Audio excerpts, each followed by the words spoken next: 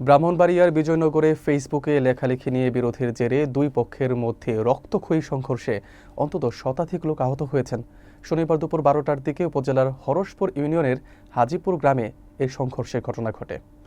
বিস্তারিত থাকছে শফিকুর রহমান শাহিনের তথ্যচিত্রে। স্থানীয় সূত্রে জানা যায়, হাজীপুর গ্রামের দুই যুবকের মধ্যে ফেসবুকে কথা কাটাকাটিকে কেন্দ্র করে দীর্ঘদিনের আধিপত্য বিরোধ আবারও তীব্র আকার ধারণ করে। এর ধারাবাহিকতায় শুক্রবার রাতে প্রতিপক্ষরা আরজু মিয়া ও তার মেয়ে আকলিমা বেগমের উপর হামলা চালায়। এ ঘটনার পর থেকেই এলাকায় উত্তেজনা বিরাজ করছিল। শনিবার সকালে এই বিরোধকে কেন্দ্র করে গ্রামের অক্কিবাড়ি ও পাঠানবাড়ির শতাধিক লোকজন দেশীয় অস্ত্রশস্ত্র নিয়ে সংঘর্ষে জড়িয়ে পড়ে। এক পর্যায়ে দুই পক্ষ ইট পাটকেল নিক্ষেপ করলে পরিস্থিতির নিয়ন্ত্রণের বাইরে চলে যায়। এতে উভয় পক্ষের অন্তত শতাধিক ব্যক্তি আহত হন। আহতদের স্থানীয় বিভিন্ন ক্লিনিক ও হাসপাতালে চিকিৎসা দেওয়া হয়েছে, তবে তাৎক্ষণিকভাবে আহতদের নাম পরিচয় জানা যায়নি। খবর পেয়ে পুলিশ ঘটনাস্থলে পৌঁছে পরিস্থিতি নিয়ন্ত্রণে আনে।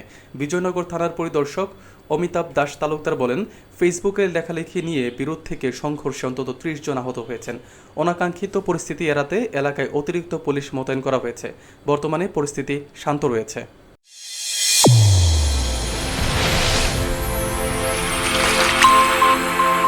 চ্যানেল A1 হৃদয়ের স্পন্দন।